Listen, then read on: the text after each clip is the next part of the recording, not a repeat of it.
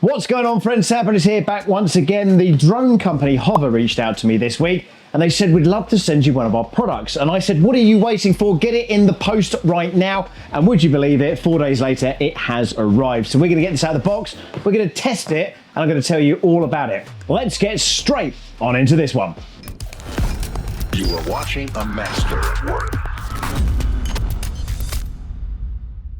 So we've had the HoverAir Pro Max X1 in for review over the past couple of weeks now, and to be honest with you, coming from market-leading drones, their ecosystem, their polish, and all those little refinements that you get used to, well, this wasn't something I expected to stick.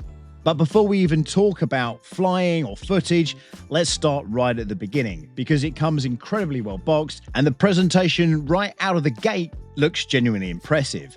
Everything feels premium. It's compact, it's tidy, everything has its place. And immediately it gives you the confidence that, well, this isn't a toy, it's a proper piece of kit. And after actually using it properly for the past couple of weeks, not just for a quick test flight, it's quietly earned a permanent place in my travel filming kit. So let's start with the unboxing, then I'm going to walk you through the specs, and most importantly, what they actually mean in the real world.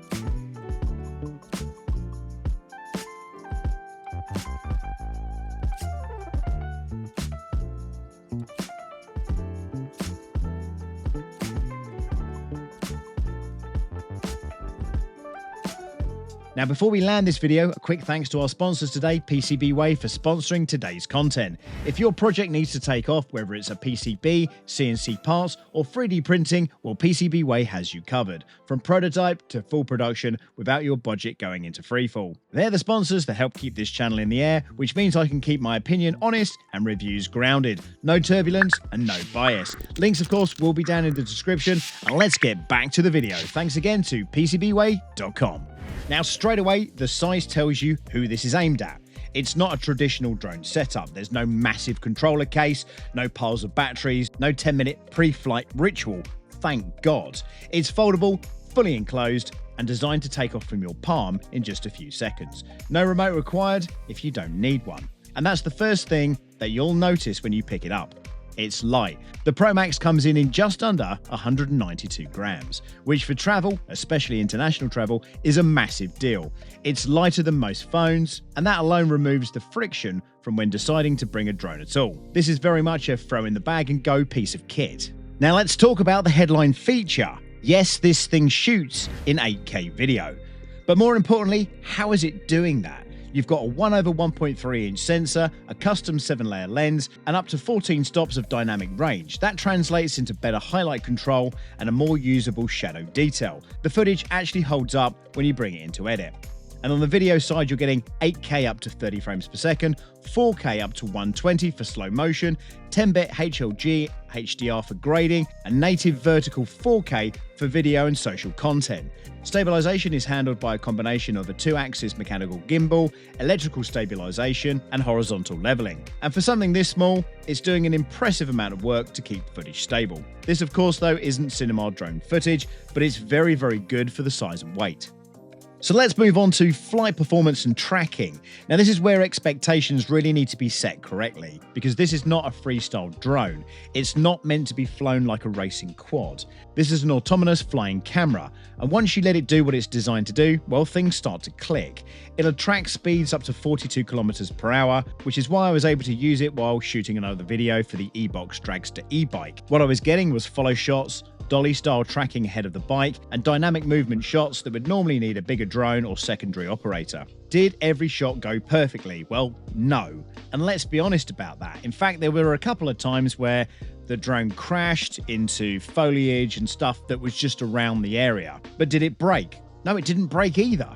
But when you remember that this thing weighs under 192 grams and it's doing all this automatically, it becomes much easier to appreciate what this thing is capable of. So just to point out as well, there are a couple of dolly shots where you can actually see me moving slightly to the left and then to the right while watching the camera. When the camera is tracking my face, you can actually start to work out how to manipulate the drone's movements. At other times I just went for it, but it never lost me. And this was without beacon control, and I'll come on to that next. So the beacon, audio and control. Now, let's talk about a thing that I didn't expect to care as nearly as much as I do, the beacon.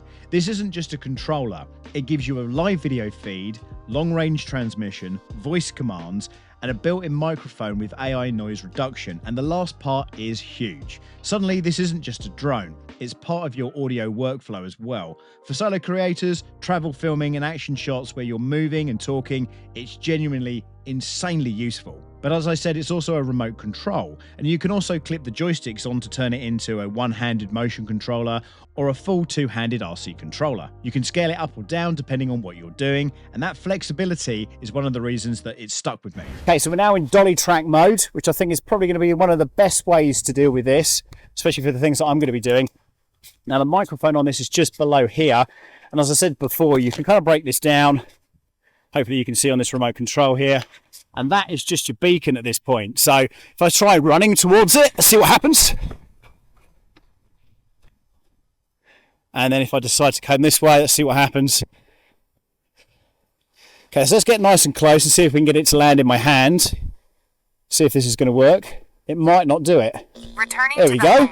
So here we are in the follow mode. It should just now follow me along. Hopefully the dog won't jump up and then try and attack it while we're running about. What do you think, Skylar? Can you see it? What's this? What's this? Where is it? Where is it? Whoop. Thank you. The dog then attacks me while the drone's flying around because you're a bit excited, aren't you? So this will now just follow me along wherever I go. And if I then try and see if I can put my hand out and see if it'll do it again now. Here we go. And just to round this off properly, the beacon isn't just controlling your drone. It's also tracking your position and feeding the data back to it. The drone then combines that position data and its visual tracking in a system called HoverLink, which makes following you more reliable, especially in low light or fast movement, or when you're briefly obscured. But ironically, you don't even need that at all, because again, you can just have it flying from your hand. And all you need to do to let it land again is hold your hand out, and most times it will come back in and land, even if you have to try a few times. But of course, all of this is going to be very much dependent on what you're actually shooting, the environment, and, well, what you actually want to get out of using this drone. So let's talk about safety, durability, and why it's going to be in my bag. Well, one, because it's fully enclosed. It's way safer than traditional drones for close range work. It has rear side collision detection, braking at low speeds, solid wind resistance, and it'll happily fly over water, snow, and uneven terrain. In fact, there is even a shot of me where this thing nearly hits me and it backs up just in time. Now, the flight time here is said to be about 16 minutes, which of course does not sound massive, but because it's so quick to deploy, you actually get more useful shots than you would expect.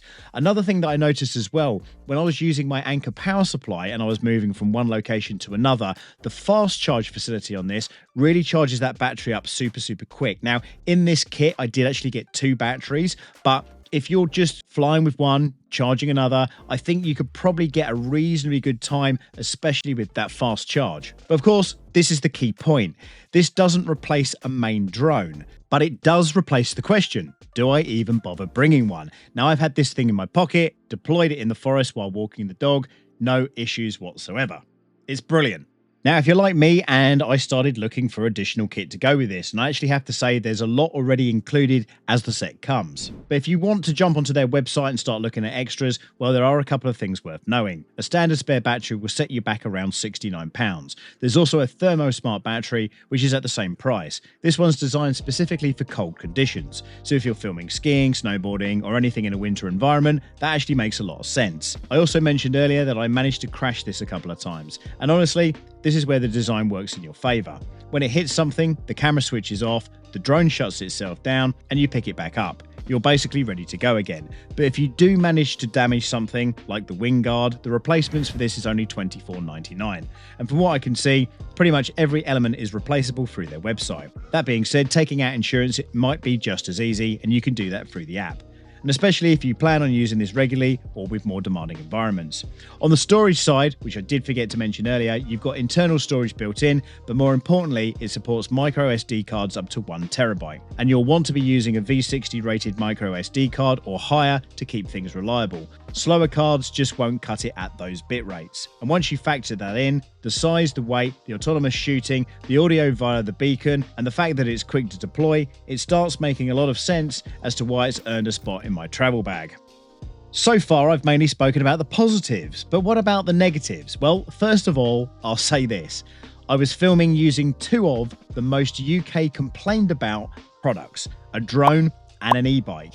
And to be honest with you, I think I got away pretty lightly without being challenged by a member of the public. But of course, that's not always guaranteed, and you still do need to be mindful. Even though this drone is a lightweight and enclosed product, it's still a drone, and the same rules apply and common sense does apply. Now on the range, the maximum flying distance is a little bit debatable, and it really does depend on your environment, obstructions, and RF interference. In the real world urban environments, I found that I was comfortably operating in line of sight, and realistically you're safe up to around about 100 meters. Hover suggests up to 1 kilometer in absolutely perfect conditions, but that's open space, minimal interference, and ideal scenarios. But for me, it really hasn't been a problem because I don't see this as a long-range drone anyway. I'll mainly be using it for follow me shots, dolly style tracking, introductions into videos, show coverage and quick cinematic moments. And in those scenarios, range really isn't a limiting factor. Also, the 64GB internal storage is genuinely very handy, especially if you forget an SD card. But in practice, you'll still want to run an SD card. And being able to pop that straight into a laptop and dump the footage as quickly as you can is far easier than relying on the apps. Now, the app itself is fine, but using it does slightly take away from the whole throw it up in the air and film experience that makes this drone appealing in the very first place. Now there is of course a big comparison that everyone's going to make, and that's DJI. And the reality is this: if you want maximum control, long-range flight, and a traditional drone experience, DJI still wins. But that's not what this is trying to be. This is not a replacement for a full-size drone. It's a replacement for the decision that I mentioned earlier on whether or not you bring it out at all. And my verdict is, well, if you're a solo content creator, traveler, vlogger, or someone that wants dynamic camera movement without the friction of a full drone setup, this one makes a lot of sense. And while it's not perfect, it won't replace everything, but for what it's designed to do, it's clever, genuinely useful, and surprisingly hard to leave behind once you've got it in your bag. So one thing I did want to be really clear about, because I noticed it while I've been editing, is the way that the audio is handled when you're using the beacon. Now, when I was walking in the woods, the footage itself was actually recorded internally at 8K onto either the onboard storage or the SD card as expected. However, the audio from the beacon didn't appear to embed directly onto the onboard video file. Instead, the audio that came through was when exporting the clip via the Hover app to my phone, which means the clips that you're seeing do have my voice, but the audio is coming from the app rather than raw straight from the SD card. So this is what I'm talking about regarding the vocal mode. And as you can hear, I'm just here with a remote control randomly. Kind of weird, right? Yeah, so I just tried the audio again and nothing on the SD cards, but we're going to download the audio from here, and that's just the way we're going to do it for now. Again, if I find a fix for that, I'll put it in the description, of course, and maybe make a video updating it. Now, I do want to also stress that this might actually be user error, but the documentation does say that it should do this automatically. However, it's entirely possible that I missed a setting or a workflow step here. So either way, it's something to be aware of, particularly if your usual workflow is straight from the SD card to the computer like it is mine.